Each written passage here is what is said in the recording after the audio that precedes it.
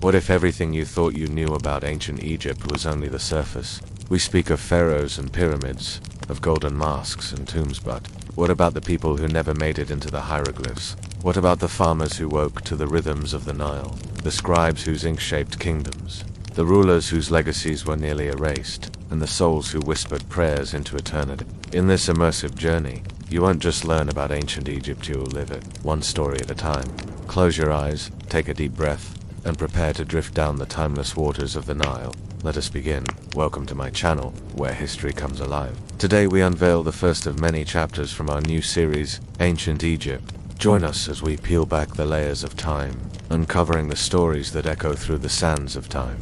Let's begin. Pharaoh Nama, credited with uniting Upper and Lower Egypt around 3100 BC, is considered the founder of the first dynasty. The royal seat was established in Memphis, making it the first capital city. Each dynasty would leave its indelible mark, shaping the course of Egyptian civilization over 3 millennia. The rule of King Menos, the enigmatic ruler from the 6th dynasty, ushered in an era of prosperity. Yet even during these golden times, there were whispers of discontent.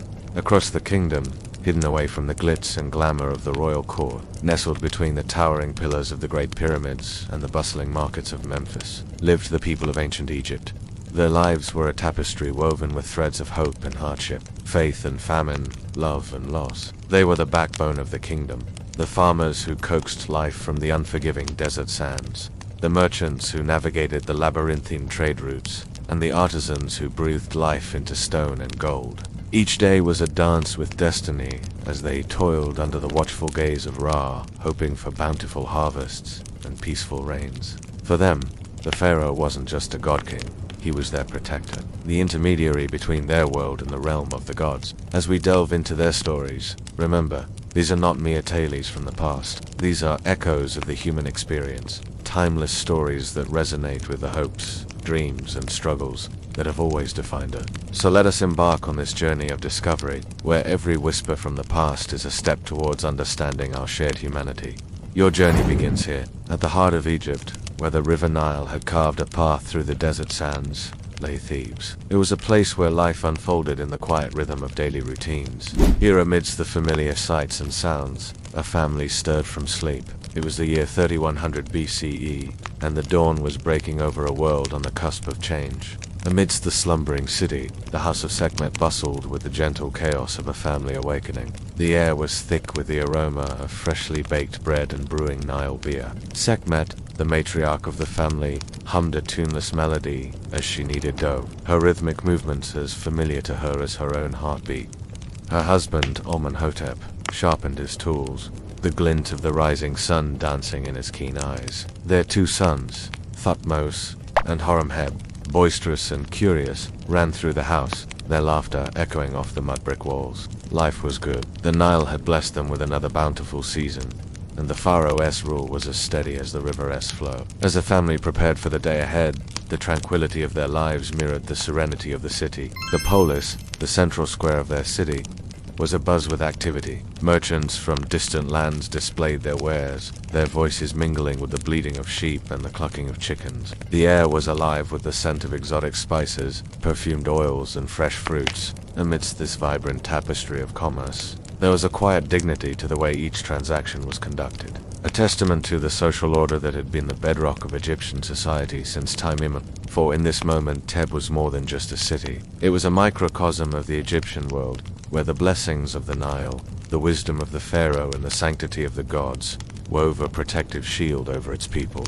As the sun climbed higher in the sky, casting its golden light over the bustling city, the members of Sekhmet's family went about their day, each contributing their part to the grand symphony of life in ancient Egypt. With her deft hands and warm smile, ensured that their modest home was a sanctuary of comfort, and that the offerings to the gods were made with reverence and care. Amenhotep, his heart as strong and steady as the river Nile, labored as a craftsman, his tools an extension of his hands as he shaped wood and stone with unwavering precision. Thutmose, quick-witted and eager to learn, accompanied his father, absorbing the skills of his trade while also assisting in the household tasks, and young Horemheb, with his infectious laughter and boundless energy, found joy in the simplest of things, the playful banter with his brother and the sight of the Nile, flowing ever onward. toward the sea. As the day wore on, the city of Thebes continued its timeless dance, a testament to the enduring spirit of ancient Egypt. In the bustling city of Thebes, amidst the lively banter of the marketplace and the serene rituals of the temple, the lives of Sekhmet's family played out like a papyrus scroll, unfurling its tale. From the earliest hours of dawn till the soft embrace of dusk, they lived and worked, laughed and prayed, hoped and dreamed, all within the grand canvas of a civilization that had dared to dream of immortality. As the last rays of sunlight painted the western sky in hues of gold and crimson, signaling the end of another day, the people of Thebes, including Sekhmet's family, began their nightly rituals.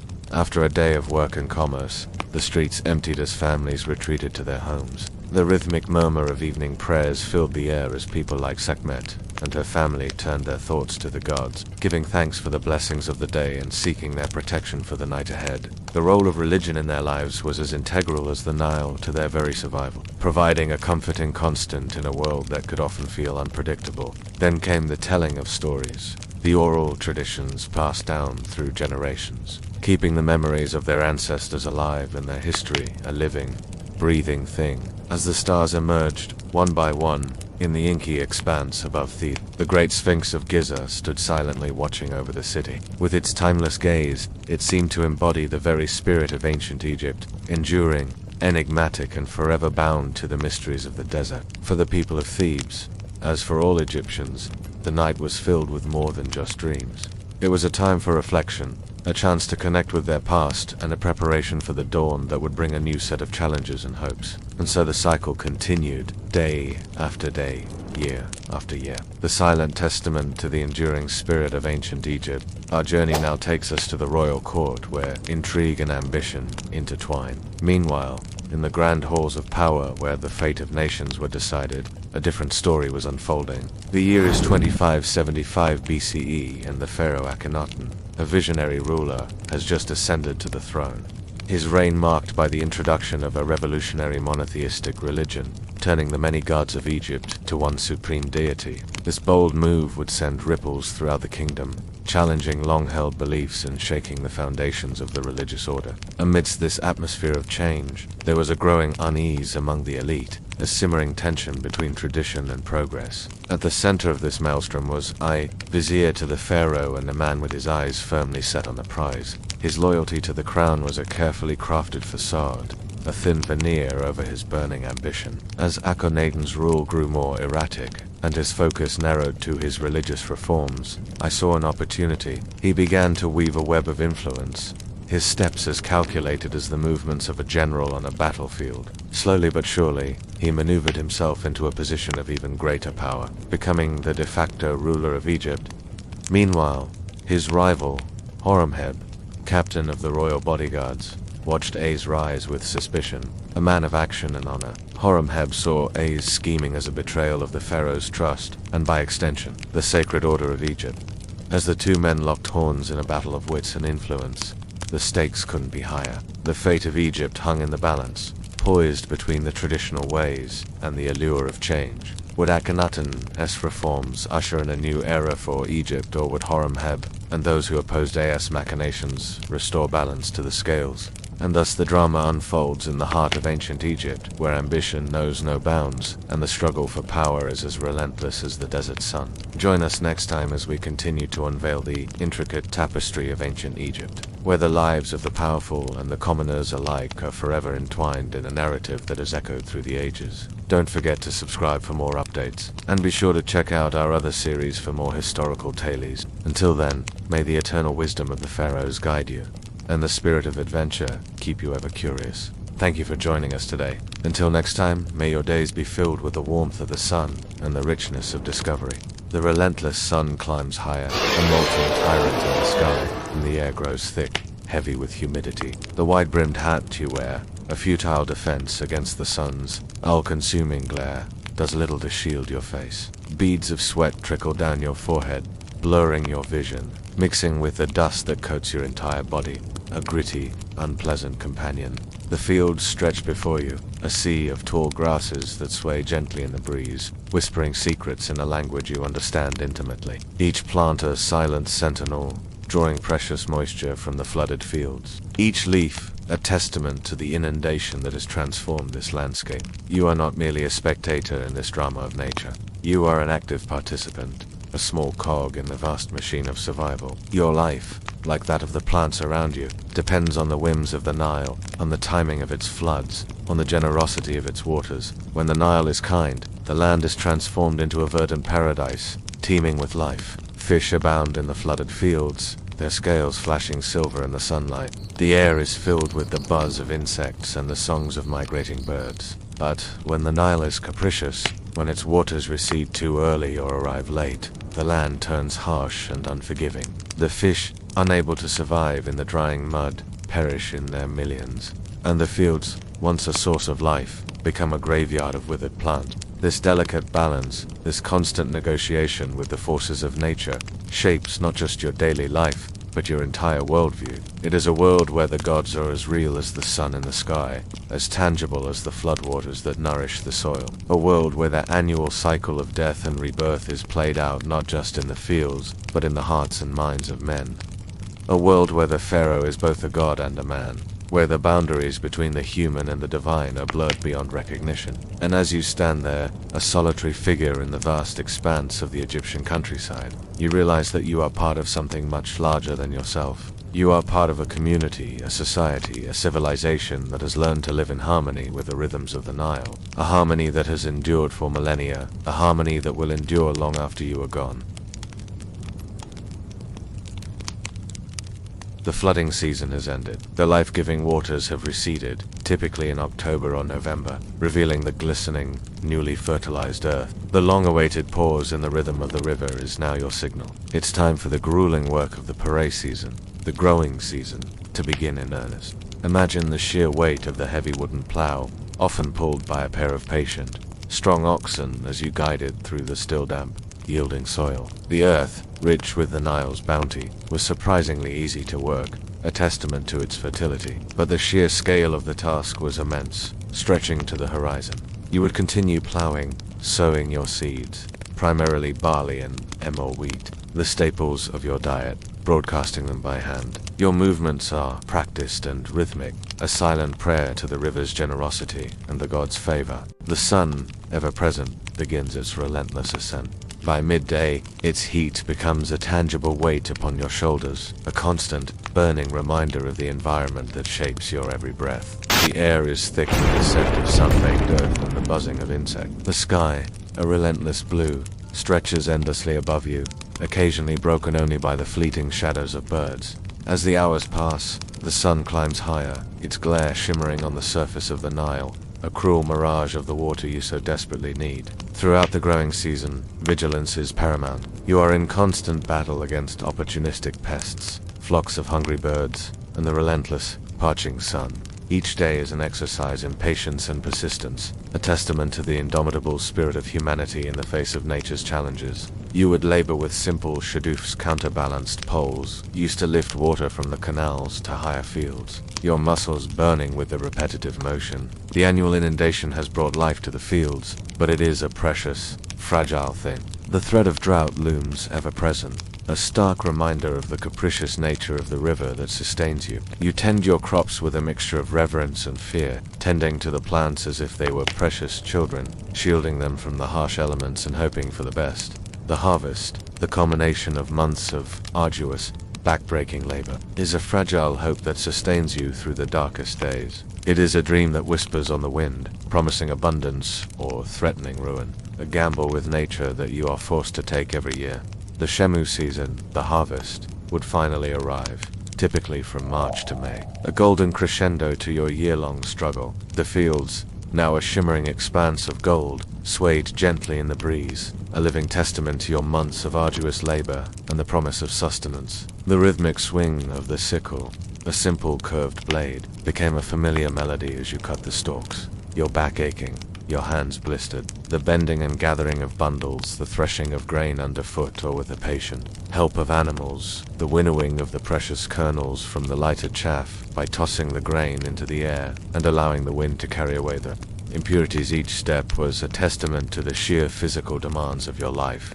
Every single grain was precious, a direct link to your family's survival and your solemn obligation to the state. The harvest was a communal effort, often involving entire families and villages. It was a time of intense, shared work, but also of camaraderie and occasional, albeit muted, celebration, always tempered by the ever-present need for efficiency and productivity. The air would be filled with the dust of the threshing floor, the shouts of encouragement and the quiet hum of a community working as one, bound by the land and the river. After the last bundle was gathered, after the final grain was threshed, a collective sigh might ripple through the workers, a silent acknowledgement of a job well done, a testament to their enduring strength and unity. But even in this moment of completion, there was little time for rest, for the grains, carefully stored in granaries, would need to be watched over, protected from pests and the elements, ensuring that the fruits of their labor would last through the lean months ahead. The harvest was more than just a collection of grains. It was a lifeline, a bridge between seasons, a shield against famine, a tribute to the gods, and a silent prayer for another year of survival. This is what you would eat in a day. Your diet, while seemingly simple to modernize, was a direct reflection of this agricultural reality and the limited, yet ingeniously utilized resources available to you. The cornerstone of every meal was bread, made from the emmer wheat you painstakingly cultivated. It was coarse, often gritty from the fine sand and minute stone fragments that inevitably found their way into the grinding stones, leading to significant dental wear throughout your life, a common affliction visible in the skeletal remains of your ancestors. Alongside this ubiquitous bread, beer was a fundamental staple, a thick, nutritious brew made from fermented barley. It was more than just a drink. It provided both essential hydration and significant sustenance, often serving as a primary source of calories and vital nutrients. A liquid bread that fueled your tireless labor, onions, garlic, and various legumes such as lentils and chickpeas supplemented these basics, offering a limited but essential variety of flavors and nutrients to add a touch of zest to an otherwise monotonous diet. Fish, caught from the abundant, teeming waters of the Nile, provided a crucial source of protein, often dried or salted for preservation, a vital addition to your family's table. Meat, however, was a rare luxury, reserved for the most special occasions or the tables of the wealthy elite, a fleeting treat that starkly underscored the rigid social hierarchy that governed your world. You wake up before the sun, your stomach growling, and you know today will be a long day of backbreaking work in the fields. Your only solace, the knowledge that tonight you will return to a modest meal of bread and beer, a comforting ritual that has sustained your family for generations. Life is hard, the work is endless, but there is a certain satisfaction in knowing that with each grain of wheat you are securing not just your own survival, but that of your entire family.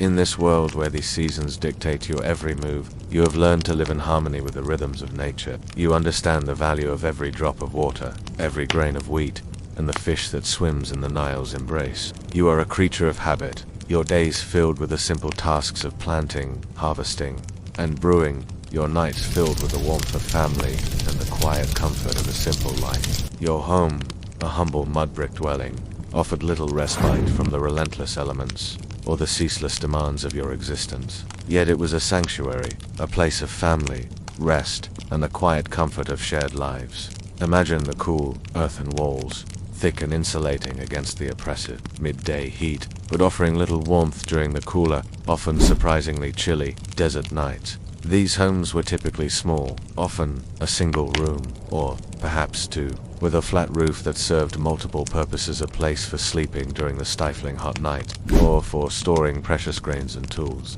They were often built close together, forming compact, organic villas, fostering a strong sense of community, a web of interconnected lives. Life was lived communally, intimately, with the rhythms of your neighbors' lives echoing your own, their joys and sorrows intertwined with yours. The lack of sophisticated sanitation was a pervasive reality. Waste was simply disposed of outside, contributing to the ever-present threat of disease and attracting swarms of flies and other pests. The air within your home was often smoky from cooking fires fueled by dung or precious wood and the sounds of your family.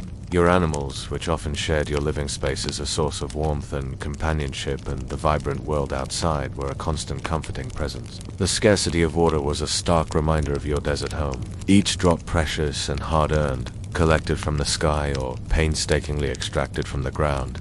Water was a lifeblood, sustaining not only your family but the crops and animals that sustained you. The relentless sun beat down on your village, a constant, unwavering presence. It was a source of life, of energy, and its worship was a central part of your culture. The starry nights were a source of wonder, a vast, silent audience to the stories and songs of your people. The Milky Way, a river of stars, flowed across the night sky, a reminder of the celestial rhythms that have guided humanity since the dawn of time. The harsh beauty of the desert, the towering sand dunes, the rugged mesas and buttes that pierced the sky were not just landmarks, they were silent witnesses to the passage of time. Each grain of sand a testament to the relentless march of the ages. Your life was shaped by the desert, its challenges, its rhythms, its harsh beauty, all were a part of your existence. The desert was not merely your home, it was your teacher, your adversary, and in many ways, your savior. It was a harsh mistress,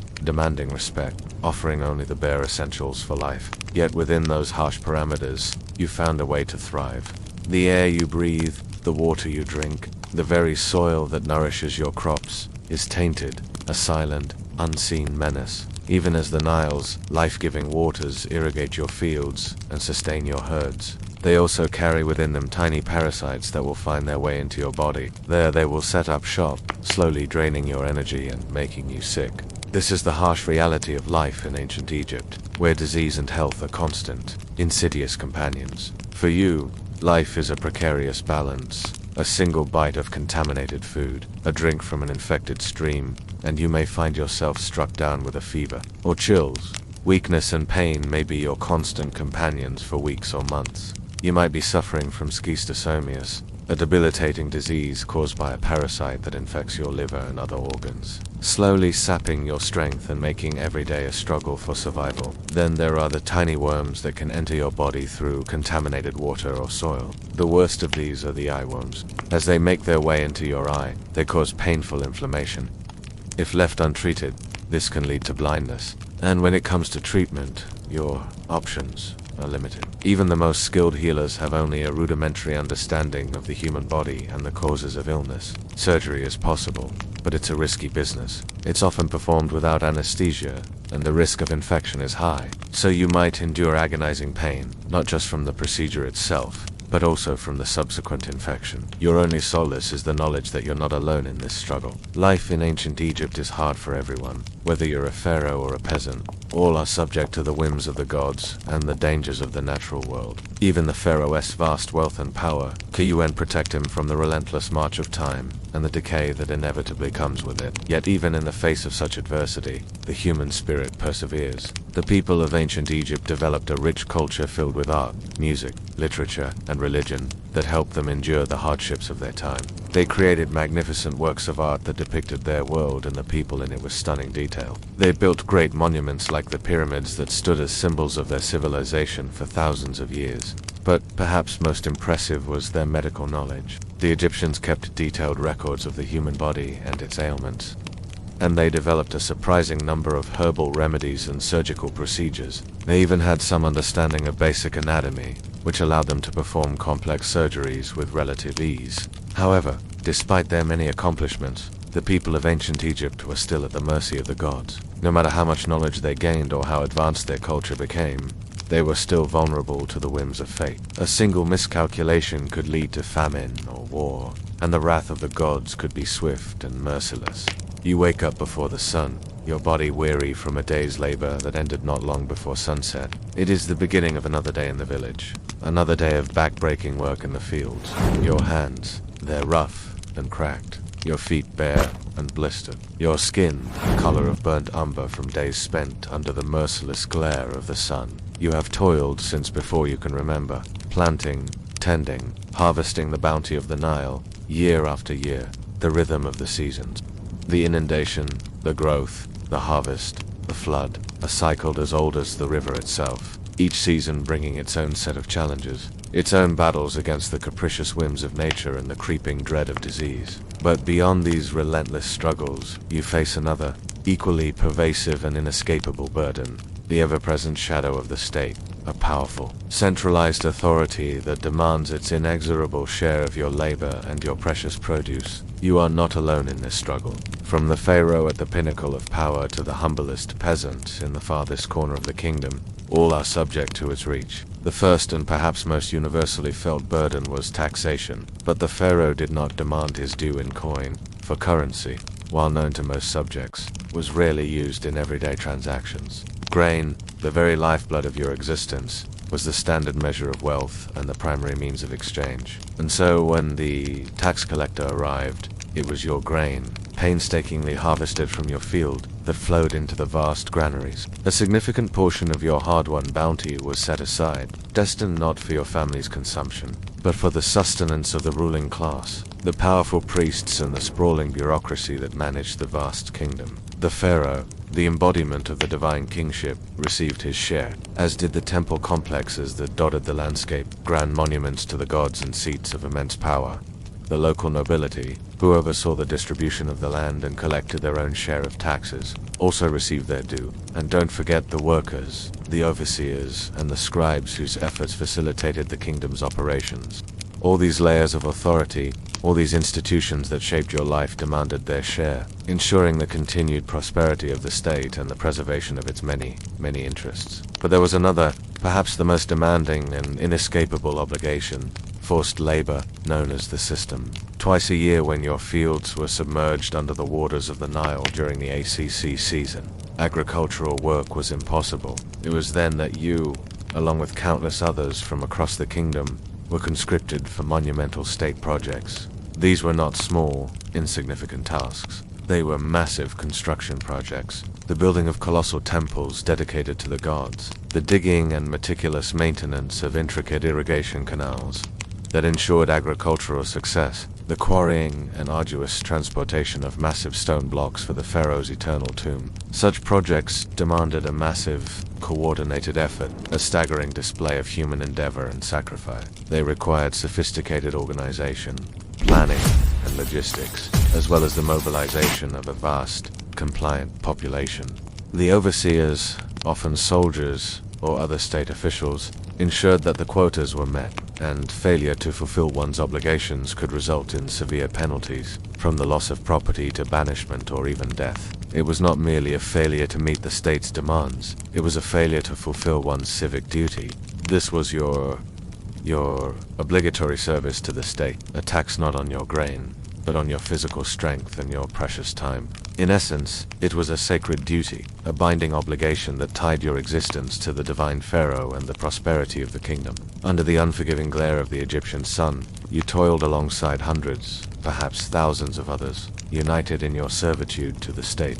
The massive pyramids and temples that dotted the landscape were not just monuments to the pharaoh's power and the god's majesty. They were testaments to the coerced labor of countless individuals like yourself. Each stone block, each meticulously carved hieroglyph, each layer of mortar spoke of the sweat, the toil, and often the blood of generations past. The ancient Egyptian state, with its monumental constructions and pervasive bureaucracy, its elaborate rituals and inflexible laws, was a microcosm of the universe itself, an ordered, stratified whole, greater than the sum of its parts. And you, an individual life on the banks of the Nile, were but a small, yet crucial part of this grand design. A design that ultimately served the divine pharaoh and the eternal stability of the two lands. In the sun-baked fields, where the relentless rhythm of the farmer's life played out under the unforgiving glare of the Egyptian sun, where survival was a daily negotiation with the elements, let us gently shift our gaze to the gilded, perfumed halls of power. Let us turn our heads towards a tale of one woman whose audacity redefined the boundaries of a kingdom, and whose spirit continues to echo through the corridors of time. Imagine a world steeped in the millennia of custom, where the divine right to rule flowed almost exclusively through the male line, where the pharaoh was the living embodiment of Horus, a male deity, and the sacred protector of Mat, the cosmic order. In this world, we find Hatshepsut, not just a queen, not merely a consort or a regent. Her story is a tapestry woven with threads of ambition, unparalleled political acumen, and a quiet, yet unyielding determination. Her rise to power was as meteoric as it was controversial, for Hatshepsut did not ascend to the throne through the conventional channels. She seized it. In a realm where tradition held sway like the desert sands, she carved out her own destiny. As the daughter of Pharaoh, Hatshepsut found herself next in line after her nephew, Thutmose III. But when Thutmose came to power, he was only a child and she, his stepmother, assumed the role of regent. However, as the years rolled by and Thutmose grew older, he chafed under her regency. And so, Hatshepsut made a decision that would shake the foundations of Egyptian society. She declared herself pharaoh. It was a bold, almost heretical move, for it challenged the very essence of what it meant to be pharaoh in a society where the divine right to rule was firmly entrenched in the male lineage. Yet she did not just declare herself pharaoh. She embodied the pharaoh. Her image was often depicted with a traditional false beard and the masculine physique of a male ruler. She took on the title of Great of Praises, he who was beloved of Ra, and most significantly, king's son, born of a king's daughter, thus aligning herself with the sacred line of Horus. And, as if to underscore her claim, she built a mortuary temple at Dia el-Bahari in the shape of a pyramid. Hatshepsut's reign was a golden age for Egypt.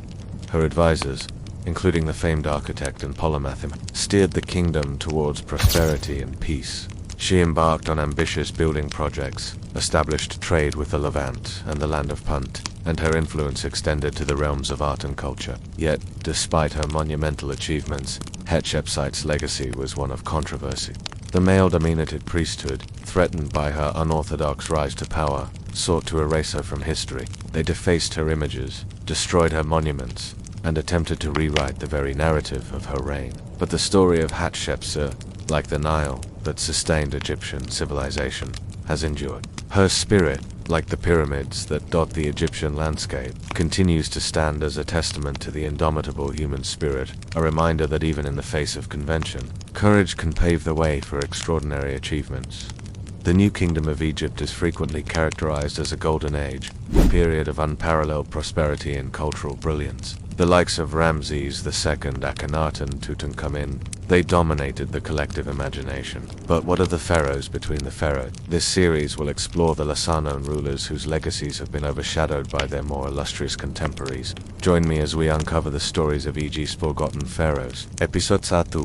Hatshepsut, the queen who would be king. Hatshepsut was born into the most powerful and prestigious family in Egypt. She was the daughter of the formidable Pharaoh Thutmose the first and the revered Queen Ahmose. During the early 18th dynasty, a period synonymous with immense prosperity, imperial expansion, and a burgeoning sense of national pride, her lineage was impeccable, her royal blood pure and a crucial and often decisive factor in legitimizing any claim to the throne in a society obsessed with divine heritage. From her earliest days, she would have been immersed in the ritualistic world of the royal court, a world of immense privilege, opulent ceremonies, and rigid, unyielding tradition.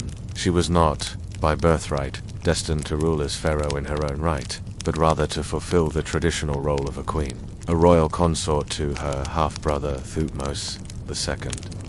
Their union, a common practice in royal families designed to maintain the purity of the sacred bloodline and consolidate power, produced a daughter, a princess of great promise, but no male heir. Upon Thutmose II's premature and unexpected death, the throne, by custom, passed to his young son, Thutmose III, a child born to a lesser queen, Uzat, and thus a less direct claim to the divine lineage. It was at this pivotal, precarious moment that Hatshepsut, as the child pharaoh's stepmother and aunt, stepped into the role of regent.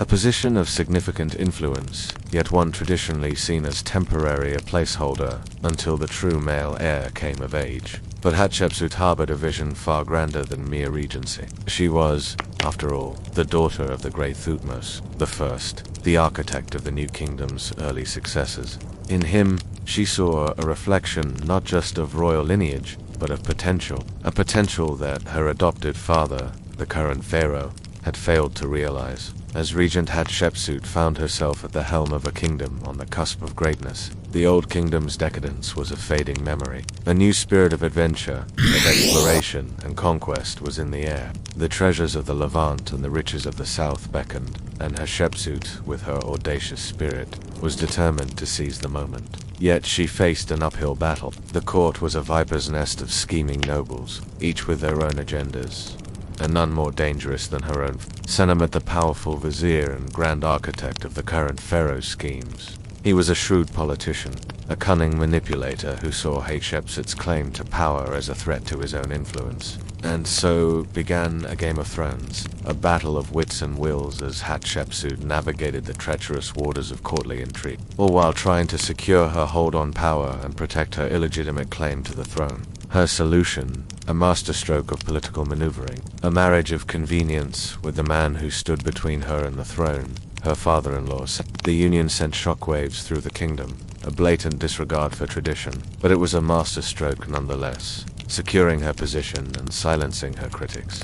With Senemet to her side, Hatshepsut was ready to take the throne. The coronation was a spectacle of divine right, a carefully orchestrated performance designed to legitimize Hatshepsut's claim to the throne. As she donned the regalia of the pharaoh, the sacred cobra perched atop her crown, she was transformed into a living goddess, a ruler by the grace of Ra. But even as she basked in the adulation of the crowd, she knew that her legitimacy would be challenged. Her every move scrutinized by those who saw her reign as a usurpation, a betrayal of the kingdom's traditions. In the years that followed, Hatshepsut's enemies sought to undermine her, to discredit her lineage and tarnish her reputation. But she ruled with an iron fist, crushing dissent and consolidating her power. She commissioned grand building projects, most notably the magnificent temple complex at Deir el-Bahari. As the years passed, knowing her mortality, she took desperate measures to secure her place in history, commissioning a massive propaganda campaign that glorified her reign and deified her image.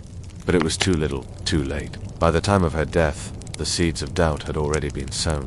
Her successor, Thutmose III, wasted no time in erasing Hatshepsut's legacy, systematically removing her name and image from monuments across the kingdom. For centuries, Hatshepsut's story was lost to the sands of time, her legacy reduced to a footnote in history. But in recent years, her story has been rediscovered, her achievements Now, as the world reopens its eyes to Hatshepsut's legacy, we are left with more questions than answers. Was she a tyrant who seized power or a visionary leader who broke the mold? You decide.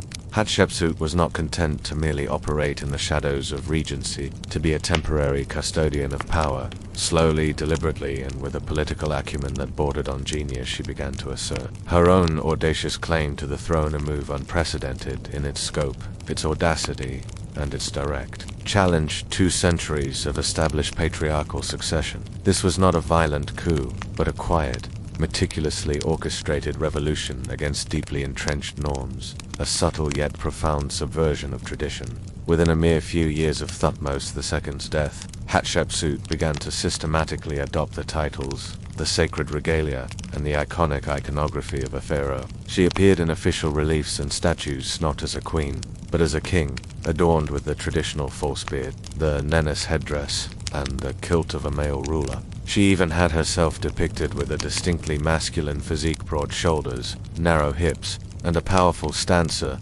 visual declaration of her absolute authority and her divinely ordained right to rule. This is a story about one of the most powerful women in ancient history, a woman who defied societal norms, challenged age-old traditions, and ultimately claimed the throne of Egypt for herself. Her name was Hatshepsut, and her story is nothing short of revolutionary. But how did she do it? How did she convince her people, the priests, and even the gods themselves, that she, a woman, was meant to be the Pharaoh of Egypt? Let's find out. While the regnal years of Hatshepsut are commonly dated to 1478 to 1458 BCE, there is some ambiguity regarding the exact timeline of her reign. This is primarily due to the conflicting accounts provided by the Turin King List and the Abaton.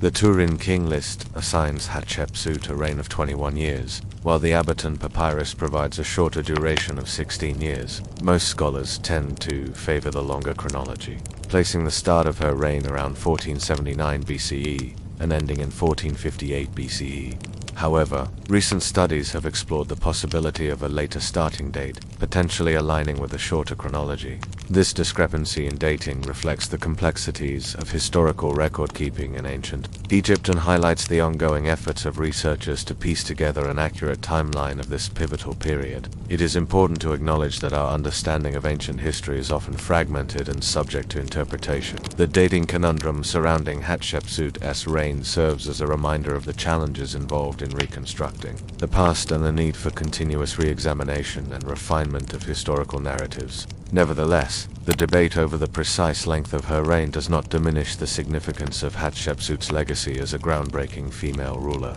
who shattered gender norms and left an indelible mark on Egyptian history. She took the title of Pharaoh, the very title reserved for kings, and had it inscribed on the walls of her mortuary temple at Deir el-Bahar. Her colossal statues, depicting her with a traditional pharaonic beard, asserted her place among the great male rulers of Egypt. She wasn't just a queen or a regent. She was Pharaoh, a divine king ruling by the grace of Ra.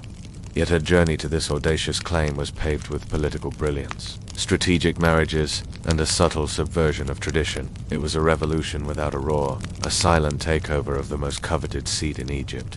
Her rise to power, however, was anything but ordinary. When Thutmose III came of age, he was deemed fit to rule, marking the end of Hatshepsut's regency. Instead of gracefully stepping back into the role of queen, she decided to go further, much further. She became the pharaoh, taking on all the powers and privileges traditionally reserved for men. She styled herself in male attire, complete with a false beard, the symbol of male authority. In religious texts, she identified herself as a king, a descendant of the gods, and used the pronoun Neferka, a term usually employed by male pharaohs. She challenged the very essence of what it meant to be pharaoh, shattering the patriarchal norms of Egyptian society. Her actions were not just a display of power, they were a revolution, a silent coup that changed the course of Egyptian history. Her rule was marked by a series of ambitious building projects, including the construction of massive temples at Deir el-Bahari. These structures, with their towering columns and intricate reliefs, served as a physical manifestation of her power and a testament to her divine authority. They were not just places of worship, they were grand statements, each brick and each carving, proclaiming, "I am Pharaoh." Her reign also saw a flourishing of trade and diplomacy, with expeditions reaching distant lands in search of exotic goods, and alliances being forged with neighboring kingdoms. Hatshepsut's influence extended beyond the borders of Egypt, and her legacy as a skilled diplomat and shrewd negotiator became well established. But her story doesn't end there. Her contributions to art and culture were equally significant. During her reign, Egyptian art reached new heights, with exquisite sculptures and paintings adorning the walls of temples and tombs. Poets and musicians flourished, and the arts became a vibrant expression of her glorious reign. Her patronage of the arts not only enriched Egyptian culture, but also left an enduring legacy for future generations to admire. However, not everyone was comfortable with Hatshepsut's audacious claim to the throne. Her stepson, Thutmose III, the rightful heir to the throne according to tradition, was sidelined as she took over the reins of power. Despite the opposition, Hatshepsut held firm. Her determination to rule unyielding. She faced the challenges, navigating the treacherous waters of court politics with finesse, and ensuring her position as pharaoh was secure. Her resilience in the face of adversity was a testament to her strength and her commitment to her unconventional path to power. Yet her story took an unexpected turn when her reign came to an abrupt end. After ruling for over 20 years, Hatshepsut's time as pharaoh came to a sudden halt, leaving behind a legacy of what could have been. The circumstances surrounding the end of her reign are shrouded in mystery, with historians debating the reasons for her downfall. Some suggest that her stepson Thutmose III, eager to reclaim his birthright, orchestrated a palace coup, ending Hatshepsut's unconventional rule. Others argue that health issues forced her to abdicate the throne, bringing an abrupt end to her reign. Regardless of the true cause, the suddenness of her removal from power shocked the kingdom, and left many wondering what would become of Egypt under new leadership. As the curtain fell on Hatshepsut's reign, her impact as a female pharaoh reverberated throughout Egyptian history. Her pioneering spirit and trailblazing achievements inspired awe and wonder. Despite the brevity of her time on the throne, Hatshepsut's legacy, as a symbol of female empowerment and a champion of equality, continued to resonate long after her departure. Her story became a beacon of hope for generations of women who dared to dream of a world where gender norms were challenged and where the glass ceiling was shattered. One of the most striking aspects of Hatshepsut's story is the manner in which she managed to legitimize her claim to the throne. Unlike many of her male counterparts, who seized power through conquest or inheritance, Hatshepsut's rise to power was marked by cunning and strategy. She understood the importance of perception, and she expertly manipulated it to her advantage. Hatshepsut's journey to securing her position as pharaoh was a testament to her political acumen, her ability to read the hearts and minds of those around her, and her unflinching determination to carve out her place in history. Her story serves as a reminder that power is often a game of perception, where the ability to shape public opinion can be just as potent as brute force. The manner in which Hatshepsut legitimized her claim to the throne was a remarkable feat of political maneuvering. She skillfully navigated the complex world of Egyptian court politics, forging alliances, managing rivalries, and carefully crafting her public image. The 5th dynasty Pharaohs is widely acknowledged as the first great builder of the Old Kingdom of Egypt. His legacy includes several notable pyramids and other structures, including a large mortuary complex at Medum and 2 pyramids at Dasha, one of which, the Bent Pyramid, remains the tallest of any structure in Egypt to have a core of loose rubble, rather than being entirely built of masonry. But he is most famous for his pyramid at Medum, which, though now ruined, was the first known attempt at a smooth-sided, perfectly symmetrical pyramid, and the largest of any pyramid of the Old Kingdom. Though there are no surviving contemporary portraits of the statue was sculpted in his likeness based on a contemporary statue now in the Cairo Museum. The Bent Pyramid was the second pyramid built by Pharaoh Sneferu during the 4th dynasty around 2600 BC at the time. The Egyptians had been building pyramids for about 100 years, and this pharaoh decided to break away from the design formula of his predecessors. Sneferu began his reign with a building project at his favorite city of Dosha, where he built 2 pyramids, one of which is the famous Bent Pyramid. The Bent Pyramid stands at an angle of 20 degrees, while the nearby Great Pyramid of Giza has an angle of 51 degrees. So why did the architects choose such a shallow angle? Some scholars believe that they intended to build a smooth-sided pyramid and the shallow angle was necessary to counteract the forces of erosion. Others believe that the angle was chosen for religious reasons. Unfortunately, the Bent Pyramid was never finished. After only a few courses of masonry, the angle of the slopes was abruptly changed to 43 degrees, forming a kink in the structure. It is not clear why this happened, but it may have been due to a change in the level of the Nile River, which would have made it more difficult to transport building materials. Or it may have been due to political instability or a change in the king's plans. The top half of the pyramid was then built at this steeper angle and the work was eventually abandoned. Despite its imperfections, the Bent Pyramid is still the tallest pyramid in Egypt to have a core of loose rubble, rather than being entirely built of masonry. It is also the oldest known example of a true pyramid with a flat base and smooth sides. In addition to the Bent Pyramid, Sneferu also built a smaller pyramid at Dasha, known as the Red Pyramid. The Red Pyramid is interesting because it is the only major pyramid of the Old Kingdom to face south rather than east or west. It is also the oldest known pyramid to have a true smooth-sided shape. However, it is possible that this was not intentional, but rather the result of erosion. Despite their unconventional shapes, both the Bent Pyramid and the Red Pyramid are impressive feats of engineering and stand as testaments to the ingenuity of the ancient Egyptians. They are also important sources of information for understanding the evolution of pyramid building techniques. The archaeological site at Dasha includes several other structures as well, including a causeway connecting the 2 pyramids, a mortuary temple and a workers' village. The site is also home to several rock tombs, including the tomb of Khufu, the son of Snef. While the treasures of the sea may have yielded no riches comparable to the gold of the gods, they did, however, provide something far more valuable, a queen. For it was here, according to legend, that the first rays of sunlight fell upon the newly crowned pharaoh, setting her on the path to greatness and ensuring her place in the annals of history.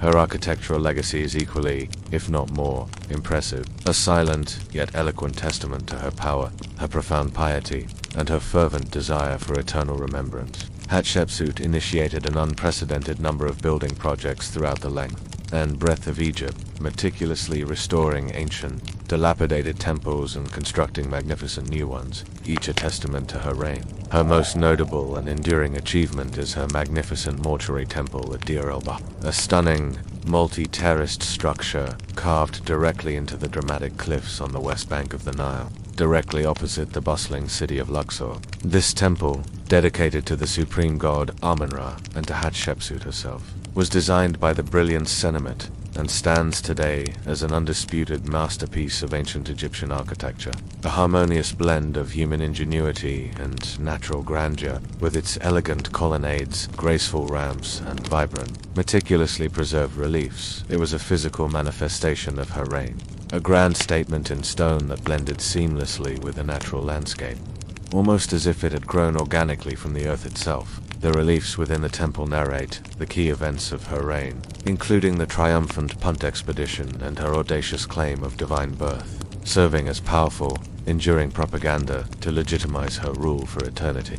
Other significant projects included the construction of two massive obelisks at the sprawling Temple of Karnak, one of which still stands proudly today, a towering needle of granite reaching for the sky, bearing witness to her enduring legacy. It is a legacy that speaks volumes of her character, her unwavering determination to restore Egypt to its former glory, her deep religious convictions, and her genius in manipulating the symbols of power to ensure her place in the hearts and minds of her subjects. Long after she had departed this world, now more than 3 millennia later, as we stand in the shadow of these magnificent monuments, we are filled with a sense of awe and wonder at the genius of the ancient Egyptians and the legacy of one of their greatest pharaohs, Hatshepsut, the woman who brought Egypt back from the brink and showed the world what a female pharaoh was truly capable of. The ancient Egyptians believed that death was not the end, but only the beginning of another phase of existence. When someone died, they went through a series of trials and challenges. Their soul,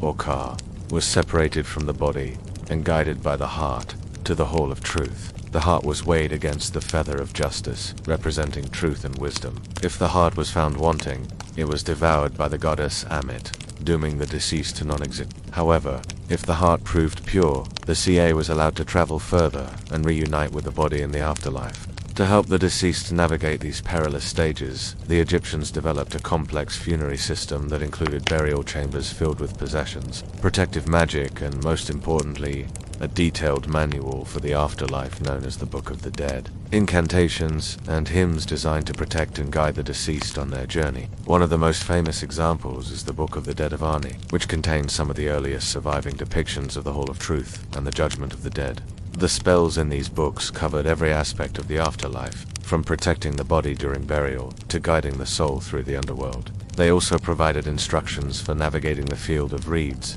a lush paradise that awaited those who passed the test. The spells were not just words, but a form of magic.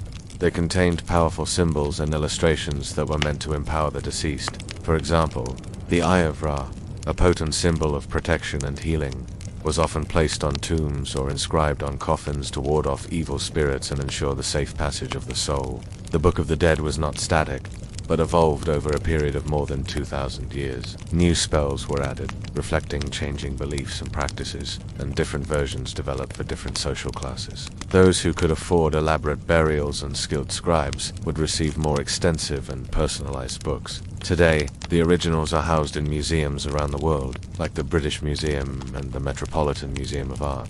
But what makes them truly special is the incredible artwork. Each page is filled with vivid illustrations depicting scenes from Egyptian mythology, the dangers of the afterlife, and the rituals designed to overcome them. The art is not just decorative, but serves a practical purpose. It brings the spells to life and helps the reader, both in the ancient past and in modern times, to understand and engage with the text. This brings us to a new feature, which allows you to virtually explore some of these ancient artifacts in detail. With this tool, you can examine the colors, symbols, and inscriptions of each object up close, as if you were standing in front of it in a museum. You can also learn more about the context of the artifact, its historical significance, and the stories behind its creation. One of the most iconic images in the Book of the Dead is the weighing of the heart. This scene depicts the moment when the deceased's heart is placed on one side of a scale, and compared to the feather of justice representing truth and wisdom.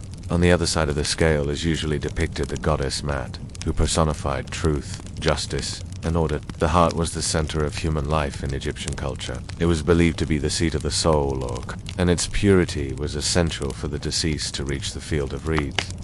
To ensure the heart's purity, the Egyptians practiced a ritual called opening the mouth, in which a priest would symbolically open the mouth of the mummy, allowing the soul to return and nourish the body. The opening of the mouth ceremony was an important part of the funeral rites, and was intended to help the deceased pass the test of the hole of truth. Another striking image in the Book of the Dead is the depiction of the underworld. The Egyptians believed that the underworld was a dark and dangerous place, inhabited by a variety of terrifying creatures and obstacles. One of the most feared obstacles was the goddess Sekhmet, who guarded the entrance to the underworld. Sekhmet was a powerful lion-headed goddess associated with the sun, and with her fierce appearance and untamable spirit, she represented the dangers of the afterlife. To appease Sekhmet, the Egyptians built a temple in her honor near the city of Thebes, where travelers could pay homage to her and seek her protection. In addition to these specific images, the Book of the Dead also contains numerous other scenes that depict the journey of the soul through the underworld. These scenes range from the more benign to the downright terrifying, but they all serve to remind the reader of the challenges that lie ahead and the importance of preparing for them. One of the most haunting images in the Book of the Dead is the depiction of the House of the Eternity Bird. This structure, located in the underworld, was said to be the final destination of the soul after passing through the various trials and tribulations of the afterlife. The House of the Eternity Bird was not a place of rest, however, but rather a place of isolation and torment. Those who entered the house were said to be trapped there forever and were never allowed to return to the land of the living. The Egyptians' fascination with the afterlife led them to develop a complex system of beliefs and practices related to death and the deceased. Funerary temples, which were dedicated to the worship of the dead, played a central role in this system. Unlike traditional temples, which were designed to honor the gods, these structures were built to serve as a permanent residence for the soul of a particular individual. Funerary temples were typically built during the lifetime of the individual they were intended to honor, and they were often lavish affairs, complete with courtyards, gardens, and even entire villages. The most famous example of a funerary temple is the complex built for the Pharaoh Tut, who died at the age of 19, despite his young age. Tutankhamun's tomb was one of the largest and most elaborate ever discovered, and it was filled with countless treasures, including over 5,000 artifacts. These objects were not just for the deceased pharaoh's enjoyment in the afterlife, however, but were also intended to provide sustenance for his soul. In fact, the Egyptians believed that the soul of the deceased continued to live among the living and needed to be cared for. To this end, the cult of the dead pharaoh was maintained long after his death, with priests and servants continuing to perform rituals and offer sacrifices in his honor. This cult was not limited to the royal family. However, the Egyptians kept the memory of their ancestors alive through regular rituals performed in their homes, and they believed that by doing so, they were ensuring the well-being of their souls. As you explore the artifacts from the Book of the Dead, keep in mind the rich symbolism and the profound beliefs that they represent. Consider the journey of the soul through the underworld and the challenges that it faced along the way, and think about the ways in which the Egyptians honored their dead and kept their memories alive. What insights does this unique window into Egyptian culture and spirituality offer? What parallels can you draw between their beliefs and your own? And how does it feel to stand, virtually at least, before these ancient relics of faith and remembrance? Thank you for joining me on this extraordinary journey through the Book of the Dead and the fascinating world of ancient Egyptian beliefs. We have seen the scales of justice that determined the fate of the soul, the frightening creatures that guarded the underworld, and the rituals that were performed to honor the dead. Now, as we bring this experience to a close, I invite you to reflect on the profound questions that have emerged from our exploration. How did the ancient Egyptians' belief in an afterlife shape their daily lives and influence their interactions with the world around them? What can we learn from their approach to death and their reverence for the cycle of life, death and rebirth? And as we contemplate the mysteries of the afterlife ourselves, what solace or insight can we find in the rituals, beliefs, and texts that have come down to us from the ancient world? Your thoughts and reflections are invaluable. Share them in the comments below and let us continue the conversation beyond the virtual realm. Remember, the journey through the Book of the Dead is not merely a historical or archaeological adventure. It is a profound exploration of the human condition and our enduring quest for meaning in the face of life. as most challenging mysteries. Until next time, may your journey through the halls of the afterlife be swift and blessed, and may you always find comfort in the rituals that connect us to those who have passed on before us. So, you've heard about it, maybe even seen it in movies or TV shows, but what exactly is the Egyptian Book of the Dead? What was its true purpose? And why does it continue to fascinate us even today? You might be surprised to learn that the Egyptian Book of the Dead was unactually a single book, but a collection of hundreds of spells, prayers, incantations, hymns, and even literary tales, all designed for one singular overarching purpose. And as we dive into this incredible artifact of human history, you'll see how the ancient Egyptians not only had a deep understanding of the human psyche, but also a remarkable grasp of what it truly means to exist, over a period of roughly 1,000 years. From around 2700 BC to 2000 BC, during the Old Kingdom through the Late Period, the Egyptians accumulated and refined these spiritual instructions, ensuring a safe passage into the afterlife. This fascinating collection of texts wasn't just written at one point in time by one author. Instead, it evolved like a living thing, growing and changing as Egyptian beliefs about the afterlife evolved. It was a process that took centuries, with new spells being added, existing ones being modified, and some even falling out of favor and disappearing altogether. But let us take a closer look at the real reason behind the creation of the Book of the Dead. You see, the ancient Egyptians didn't believe that death was the end. Instead, they saw it as a doorway to a different realm, a realm they called the Field of Reeds. Now, imagine this field. Picture yourself walking through tall, swaying grasses, feeling the wind on your skin, hearing the gentle murmur of a stream nearby. This was their version of heaven, a place of peace and happiness similar to the beautiful fields of Egypt itself, a land that looked like a gift from the gods, with the river Nile running through it like a silver thread, providing life-giving water to make crops grow. To reach this heavenly field, though, the soul had to go through a challenging journey. First, it had to travel through a dark, scary place called the Duat, which is like a scary underworld. On this journey, the soul faced dangerous challenges, like crossing paths with frightening creatures that tried to hold it back from moving forward. Some of these creatures were evil spirits that caused pain. Others were scary monsters guarding important places along the way. And still others were like demons waiting to trick the soul into making mistakes. But that's not all. The soul also had to pass a very important test, a test of justice. The Egyptians believed that when someone died, their heart was taken away and weighed against the feather of truth. If the heart was pure, meaning the person lived a good life here on earth, then it was allowed to move on to the Field of Reeds. But if the heart was impure, a horrible creature called Amit would eat it, ending the person's journey forever. So you can see why the Book of the Dead was so important.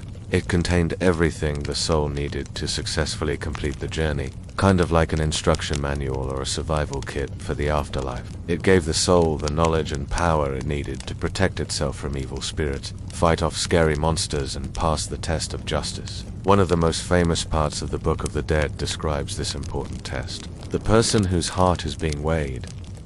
The Egyptians believed that after a person died, their soul would stand before Osiris, the god of the underworld, holding their heart in one hand and the feather of truth in the other. If the heart was heavy, either because it was physically heavy or because it was full of bad things, then the person would fail the test. But if the heart was light and pure, they would pass. This ceremony was called the weighing of the heart, and it was the most important part of the entire journey. If the heart passed the test, the person's soul would be allowed to move on to the Field of Reeds and live happily ever after. But if the heart failed the test, it was destroyed by Amit, the monster with the body of a crocodile, the head of a lion, and the hind legs of a hippopotamus. That meant the person wouldn't get to go to the Field of Reeds, and they would be completely forgotten, like if they never even existed. The instructions in the Book of the Dead weren't just about words, they were also about actions. For example, the text often told the person to put certain symbols or pictures on their tomb or on their body. These symbols were like magic signs that gave the soul extra power to fight off evil spirits and monsters.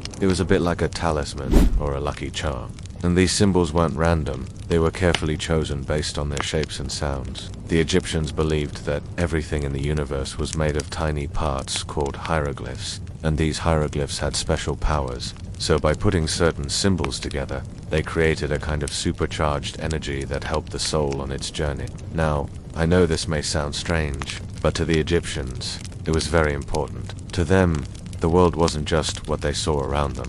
It was also full of invisible forces and powers. They believed that everything had a spirit, including plants, animals, and even abstract ideas, and these spirits could help or hurt people, depending on how the Egyptians treated them. That's why the Book of the Dead was filled with prayers, and thanks to all the gods and spirits that could affect the soulless journey. By showing respect and appreciation, the Egyptians hoped to avoid any negative surprises along the way. But the Book of the Dead wasn't just used during the funeral. It was also used throughout the person's life. Many people believed that reading certain spells from the book could bring them good luck, protect them from harm, or even help them heal from illness. It was like having a toolbox filled with all sorts of magical solutions. But it wasn't all positive. Sometimes the spells in the book were used to cause harm to someone else, like putting a curse on them or making them sick.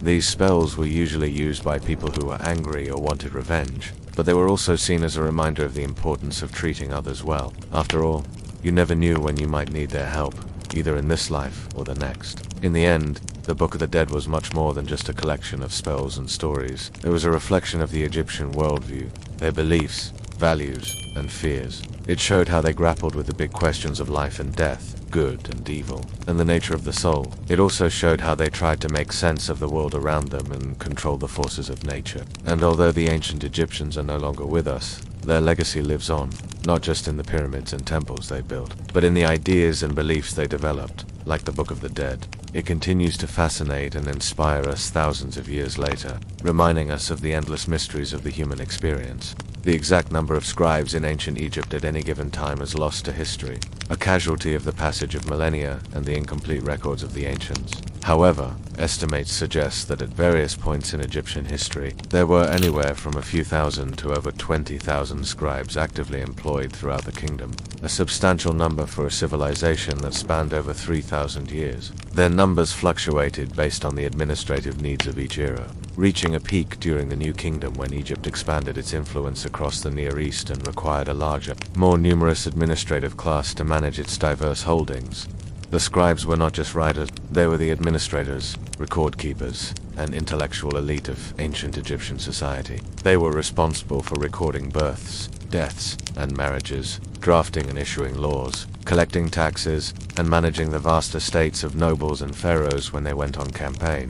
In times of war, they served as strategists, keeping meticulous records of troop movements, supplies, and engagements, effectively functioning as military logisticians and historians. Some specialized in particular fields like medicine or religion, serving as theologians, astrologers, or ritual experts. During the periods when Egypt embraced polytheism, they were essential to the functioning of the temples, recording offerings, managing property, and ensuring the smooth running of rituals. Their importance to society is underlined by the fact that even during the reign of Akhenaten, when the traditional polytheistic religion was briefly supplanted by a monotheistic cult of the Aton scribes, were still deemed critical tasked with recording the deeds of the pharaoh and the new religious doctrine. When traditional religion was restored after Akhenaten's death, it was the scribes who ensured the continuity of knowledge and ritual by recording and transmitting the ancient practices. But perhaps the greatest testament to the status of the scribes is the judgment of their peers. The ancient Egyptians themselves, afterlife, according to their beliefs, was littered with bureaucratic hurdles, much like the journey through life. The deceased had to pass a series of tests, one of the most pivotal being the weighing of the heart ceremony, where the deceased's heart was weighed against the feather of justice, and who was entrusted with the solemn duty of performing this ritual. The scribes, their role extended even to the realm of the dead, highlighting the central place they held in Egyptian society. Scribes enjoyed a higher status than most other professions, and were accorded many of the privileges associated with the elite. While they rarely achieved the heights of power held by the pharaoh or the aristocracy, they were often granted land, houses, and goods, both as a reward for their service and as a reflection of their societal standing. Their work, the very essence of their profession, was considered sacred, as writing in ancient Egypt was more than just the transcription of letters or words. It was a craft that involved invoking the divine. To the ancient Egyptians, every stroke of the reed pen was a form of magic, a way of bringing the power of language itself under one's command. The hieroglyphic script, with its combination of phonetic and logographic elements, was seen as a tool that could capture and manipulate the very essence of things, whether it was a physical object, a concept, or even a deity. Scribes, therefore, were not just record keepers or authors. They were conduits of divine power, able to shape and influence the world through the written word. This unique perspective on writing was deeply ingrained in the culture and history of ancient Egypt, and it's evident in the various myths and legends that surround the profession. For example, the story of the goddess Neith, credited with inventing hieroglyphics, highlights the divine origins of writing and elevates scribes to the level of priests, individuals who could channel the divine through their craft. Similarly, the frequent association of scribes with Thoth, the god of wisdom and writing, further reinforces this concept of writing as a sacred practice. A scribe, in essence, was more than just a professional. He was a conduit between the human and divine realms, capable of harnessing the power of language in ways that transcended the ordinary. It was an exalted position, one that demanded not just skill and precision, but also a deep understanding of the spiritual significance of the written word. Now, let's delve into a bit of modern-day magic, making history come alive before your eyes. But before we do, if you're enjoying this content and want to support us, please don't forget to hit the like button and subscribe. Your support means everything to us and helps us keep this content coming, so thanks for being here. Now back to the magic. The ancient Egyptians believed that every individual, regardless of their status in life, had a soul comprising multiple parts. The Ka. The Ka was the vital force that animated the body, a kind of life energy that was believed to survive death. The Ba, often depicted as a bird-like entity, was the personality and consciousness of the individual, while the Osi represented the eternal spirit, the part of the soul that transcended the limitations of the physical form. According to their beliefs, upon death, the Ba and Ok continued to exist, while the Ca returned to the earth from which it came. The preservation of the Ca was crucial for the proper burial and afterlife of an individual. Ancient Egyptians took great care to bury their dead with all the possessions, food, and resources necessary for the Ca's journey. The concept of the Ca was so fundamental to their beliefs that the pharaohs, the most powerful rulers in their society, also had to account for its preservation, setting aside vast resources to ensure their continued existence in the afterlife. The pharaoh's tomb was not just a burial chamber, but a microcosm of the living world, complete with provisions, servants, and even replicas of the pharaoh's favorite palaces. It wasn't just the quantity of resources that mattered, but also the quality. Every detail, from the materials used to the craftsmanship, played a role in ensuring the Cai's comfort and well-being. Skilled craftsmen were employed to create replicas of furniture, utensils, and even works of art, all designed to make the transition from life to death as seamless as possible. This attention to detail extended to every aspect of the burial process. The pharaoh's body was carefully preserved through mummification, not just to honor the ruler, but because it was believed that the Ka would inhabit the mummy at times, such as during festivals or when the pharaoh's presence was needed in the afterlife. This explains the pharaoh's elaborate burial chambers filled with treasures, servants, and provisions, as well as the many tombs and temples dedicated to the dead pharaohs scattered across Egypt. Each pharaoh was treated as a god-king, both during their reign and in their death, ensuring that their Ca would live on in comfort and power. The pharaoh's scar was believed to be especially potent, not just because of their status, but also due to their close relationship with the gods. Pharaohs were considered divine incarnations, and this divinity extended to their Ka.